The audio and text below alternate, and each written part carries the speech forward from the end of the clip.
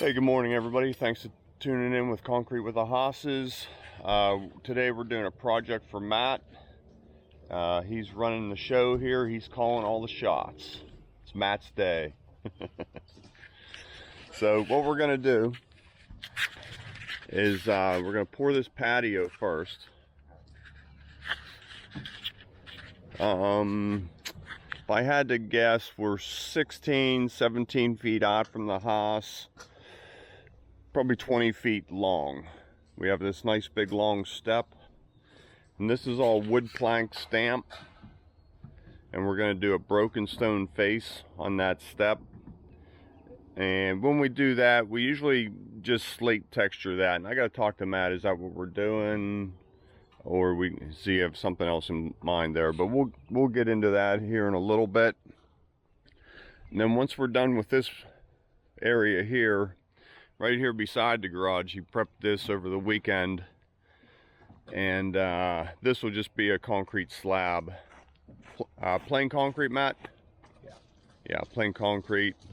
Probably a cut down the center each way, and what we really like about this, we can get the cement truck right in here and right up next to the patio and shoot it. No wheelbarrowing. Should go pretty good. So we'll get some of that on video for you. Hope you enjoy it. Okay, so the step is in place. Got the expansion joint ready to go on the wall. Phone's ringing. Monday morning. So you can see how we're all dialed in with separate rebar. And as I said before, I like these to stay right at the bottom of the concrete. So we're sitting on these, not necessarily encased around them. A little bit. But if this concrete needs to heave, it can easily push up without cracking. So I know I get a little grief on that, but in my mind it works, and also on the job site it works. So just wanted to show you that. We have a nice rebar grid, wire mesh. Fiber in this concrete? No fiber, we're stamping. Usually when we stamp, we don't use fiber. So, all ready to go. Mixer's getting ready to pull forward.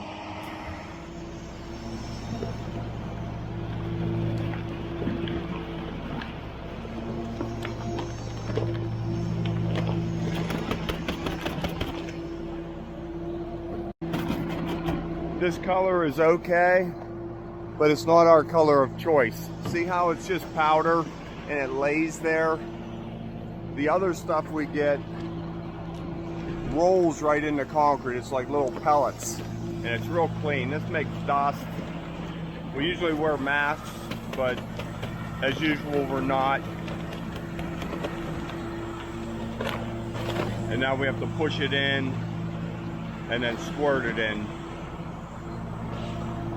Being careful the mixer doesn't rip your arm off. Careful's my middle name. So we just use a mist of water to take it in. And we want the drum turning nice and slow at this point, otherwise it just blows it out of the truck in our face. So a little bit of wash. And you just want to be careful not to use too much water.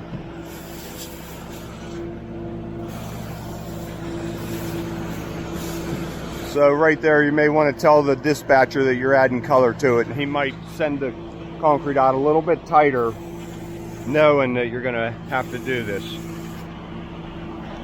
Just washing the fins down.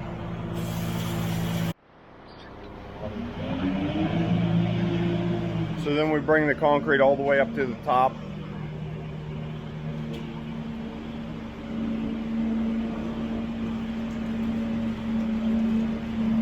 Right here you can see it coming up, coming up, coming up, coming up.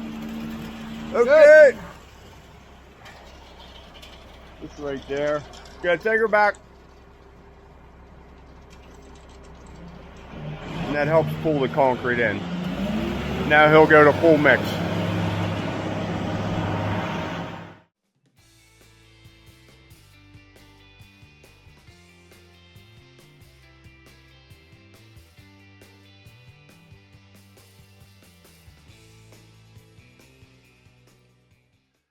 So here we are underway pouring,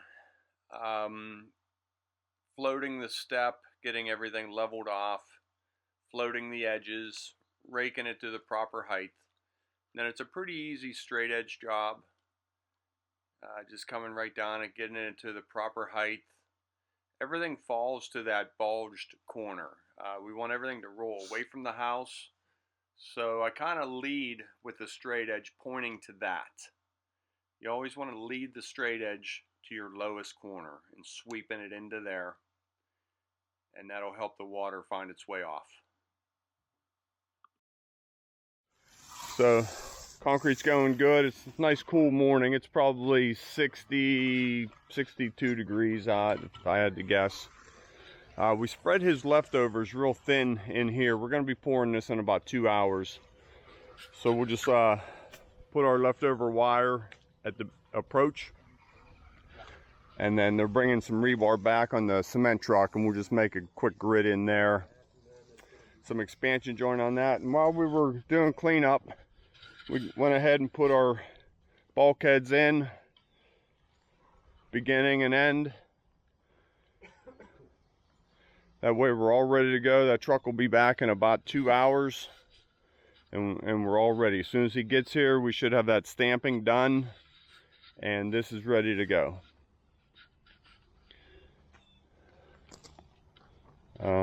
Once again, tools are out.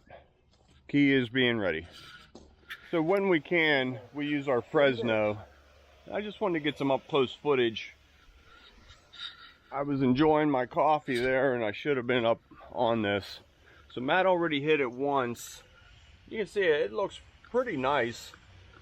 So we hit him the other way, and then just a simple trowel on the edge, and that's all ready for stamp. It really speeds up the process. No knead board marks out there anywhere. No low spots. Just a slow and flat, as always. That's a good straight edge job there, Mr. Novak.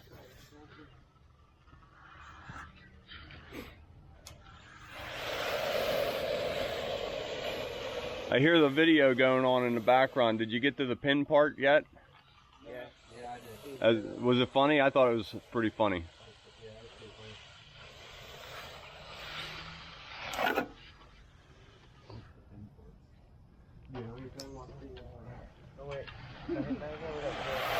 funny. Yeah. It can't hurt.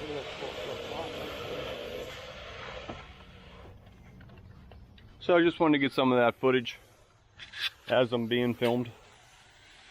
So real quick, what we did, our patterns are 12 inches. So we like to start away from the wall. So we'll take a floppy and just put the texture right in this area. And then our last joint would be about 8 inches off of the wall. Because if you look down at, there's a little bubble in the wall.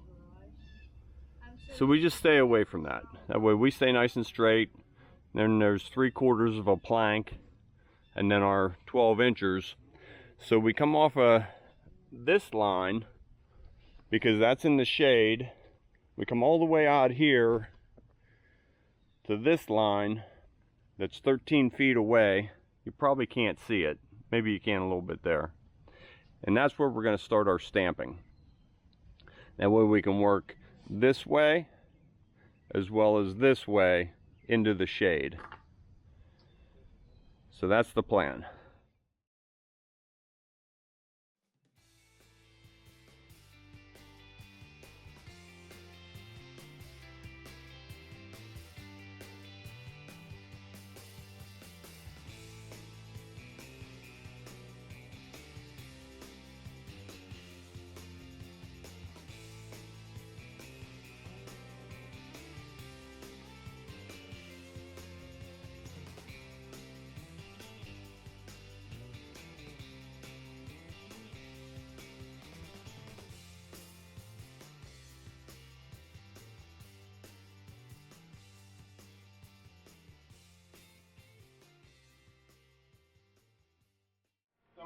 So I have a quick minute here. I skinned this whole edge as they were stamping it. So you can see how the patterns run all the way to the edge. And I had this all skinned with a floppy. So this is all done. We stamp right across it. We don't have to worry about this little edge here. Got a little mark right here. Just lay that down.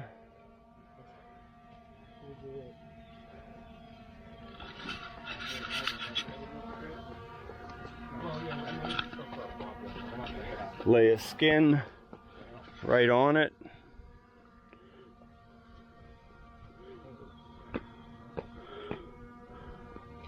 Homeowner will never know.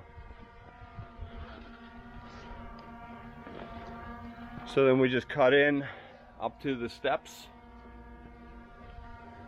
Halfway done, almost into the shade line. It's going really good. We pulled a string and we're making sure our boards are nice and straight.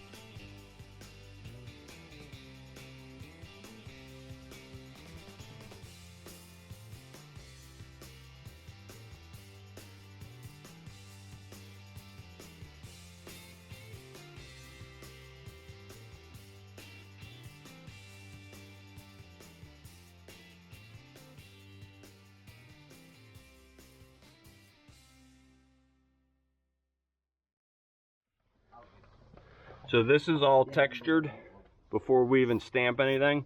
You can see our stamps are about 8 inches back from the wall, and that's all done. So here, I just pat that in, and then I'll turn it, put it right next to the pattern.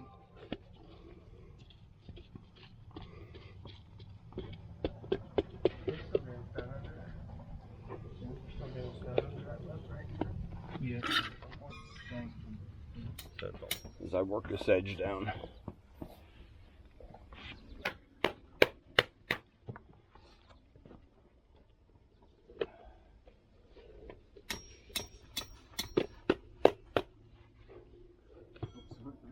And then I'll take this pattern and I'll turn it just to change it up a little bit.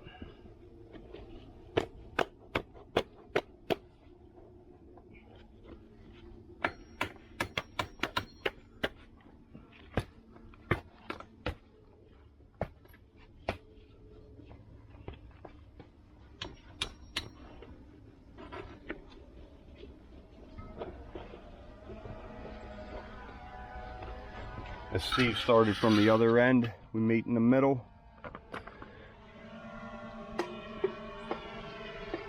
So we'll add color to the sprayer here in a minute.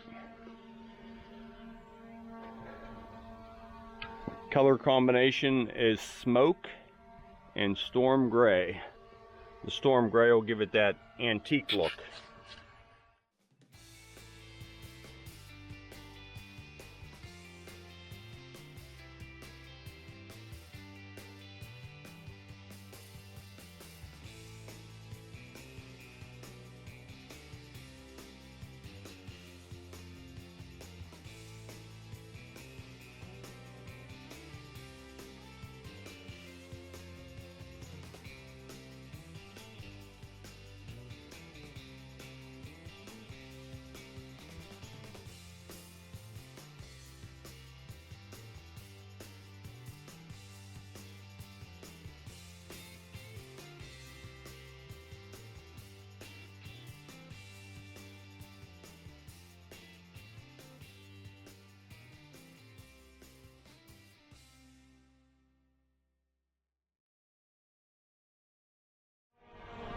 But look how it just brings that step to life.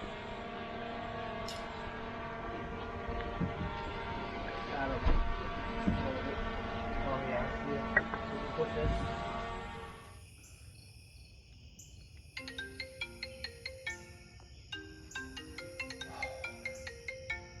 Who could that be? Mike Morgan. I know what he wants. Hey Mike, how you doing? You need your floor poured. You all ready for us? Good to go? All right, we'll be there Friday. How's that sound? Friday it is. We're heading to Morgan's on Friday.